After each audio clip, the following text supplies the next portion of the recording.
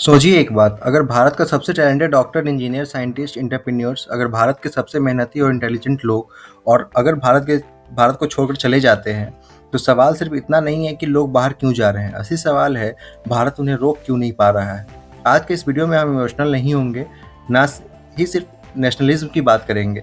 हम economics, data incentives और system के बेसिस पे समझेंगे ब्रेन ड्रेन क्या होता है, भारत में ब्रेन ड्रेन क्यों हो रहा है, इसकी एक्चुअल रेट क्या है, कितने लोग ऑलरेडी बाहर जा चुके हैं और सबसे इंपॉर्टेंट, कैसे इस ट्रेंड को रिवर्स किया जा सकता है। What is brain drain? Brain drain होता क्या है?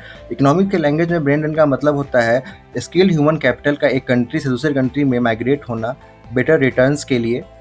इसको ब्रेन ड्रेन बोलते हैं। ह्यूमन कैपिटल्स मतलब doctor, engineers, researcher, scientist, professional, entrepreneurs सभी चले जाते हैं। सिंपल शब्दों में, जहाँ स्किल्स का रिटर्न ज़्यादा मिलता है वहाँ लोग चले जाते हैं।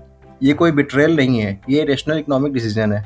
ब्रेन ड्रेन का डेटा कैसे आता है, रियल नंबर्स कैसे आएगा? अब थोड़ा डाटा देखें तो 3.5 करोड़ इंडियंस परमानेंटली या लॉन्ग टर्म बेसिस पर फॉरेन कंट्रीज में रह रहे हैं। हर साल 2 से 3 लाख स्किल इंडियंस माइग्रेट कर जा रहे हैं। इंडिया दुनिया का लार्जेस्ट माइग्रेंट सेंडिंग कंट्री बन चुका है। ठीक है, कहाँ जाते हैं? यूएसए जाते हैं, कनाडा जाते हैं, यूके जाते हैं, ऑस्ट्रेलिया जाते हैं, जर्मनी जाते हैं। कौन कौन जाते हैं? Doctors, IT professional, researchers, student जो वापस ही नहीं आते। ठीक है, क्यों भारत के लोग भारत में कमाना नहीं चाहते? ठीक है, ये काम करना नहीं चाहते। सैलरी प्लस एफर्ट मिसमैच होता है यहाँ पे। लॉन्ग वर्किंग आवर्स होते हैं, हाई प्रेशर होता है, लो स्किल होता है।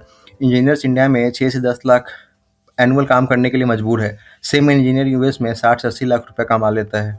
मार्जिनल प्रोडक्टिविटी का रिवार्ड इंडिया में कम मिलता है। Poor research and innovation ecosystem है यहाँ पे। पुअर फंडिंग है, एडवांस लैब नहीं है, फ्रीडम टू फेल मतलब डर लगता है खतरा कि कब फेल हो जाएंगे। रिसर्च ओरिएंटेड कल्चर नहीं है यहाँ पे। लिमिटेड गारंट्स है, ब्यूरोक्रेसी है, प्रमोशन मतलब मेरिट के बेसिस पे नहीं है। रिसर्च से ज़्यादा पेपर वर्क है यहाँ पे। ठीक है, साइंटिस्ट बोलता है टैलेंट है बट प्लेटफॉर्म है ही नहीं यहाँ पे। ठीक है, सिस्टमैटिक ब्यूरोक्रेसी और रेड टेप है यहाँ पे। इंडिया में लाइसेंस राज माइंडसेट है, स्लो अप्रूवल्स है, करप्शन है, पॉलिटिकल इंटरफेरेंस है।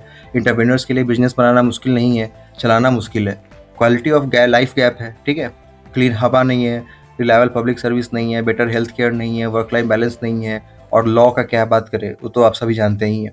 इकोनॉमिक्स के हिसाब से people don't migrate only for money, they migrate for living standards. ठीक है, अच्छे स्टैंडर्ड्स के लिए जाते हैं। Social and workplace culture India में hierarchical office, toxic work culture हो गया, रिस्पेक्ट एक्सपीरियंस को, टैलेंट को नहीं मिलता। ठीक है, फियर बेस्ड मैनेजमेंट है यहाँ पे। रिजल्ट क्या है? यंग टैलेंट सफोकेट करता है यहाँ पे, दम घुटता है उनका यहाँ पे। स्टूडेंट और फ्यूचर ब्रेंडन का बात करें अगर, तो हर साल 12 से 15 लाख स्टूडेंट बाहर पढ़ने जाते हैं। प्रॉब्लम क्या है?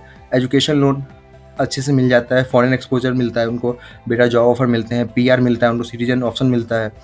60 से 70% स्टूडेंट परमानेंटली सेटल हो जाते हैं। इसका मतलब इंडिया अपना फ्यूचर ह्यूमन कैपिटल एक्सपोर्ट कर रहा है, बाहर से बुला रहा है। ठीक है, या मतलब बाहर भेज रहा है, सॉरी बाहर भेज रहा है। ब्रेन ड्रेन का इकोनॉमिक इम्पैक्ट ऑन इंडिया क्या पड़ेगा? लॉस ऑफ पब्लिक इन्वेस्टमेंट, पैसा इंडिया में नहीं आएगा। या भारत सरकार यहाँ पे खर्च नहीं करना चाहती, गवर्नमेंट एजुकेशन पे खर्च नहीं करना चाहती, रिटर्न दूसरा कंट्री ले जाता है। इनोवेशन स्लो हो जाता है, पेटेंट हो गया, स्टार्टअप हो गया, डीप टेक रिसर्च कम होता जा रहा है। इनकम इनक्वालिटी बढ़ती जा रही है, रिच टैलेंट बाहर जा रहे हैं और डोमेस्टिक प्रोडक्टिविटी स्लो हो रही है। लेकिन रेमिटेंस है जो पॉजिटिव साइड में है, 120 बिलियन रेमिटेंस भेजते हैं। ये जीडीपी सपोर्ट करता है लेकिन लॉन्ग टर्म ग्रोथ का इन्वेस्टमेंट नहीं है। कैसे इन लोगों को वापस लाया जाए?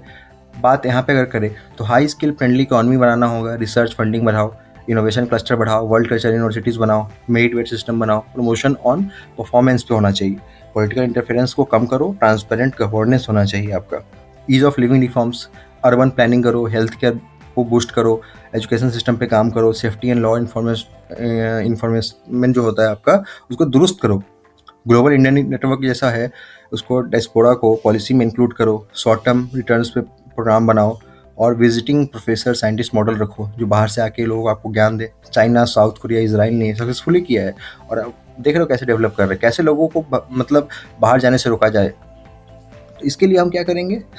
आप फोर्स किसी को नहीं कर सकते कि आप बाहर मत जाओ। इकोनॉमिक्स के रूल के हिसाब से इंसेंटिव क्रिएट करो, कम्पिटेटिव सैलरीज दो उनको, स्टार्टअप सपोर्ट करो, फेलियर को एक्सेप्ट करने वाली कल्चर को हटाओ। ठीक है, पॉलिटिकल स्टेबिलिटी लाओ और टर्न इन इंस्टीट्यूशन। ठीक है, जब रिटर्न ज़्यादा होगा, रिस्क कम होगा, टैलेंट ऑटोमेटिकली रुक जाएगा यहाँ पे। कंक्लूजन की अगर बात करें हम, तो ब्रेन ड्रेन कोई प्रॉब्लम नहीं है अगर वो ब्रेन सर्कुलेशन बन जाए। प्रॉब्लम तब होती है टैलेंट जाता है, नॉलेज वापस नहीं आती और सिस्टम सेम रह जाता है।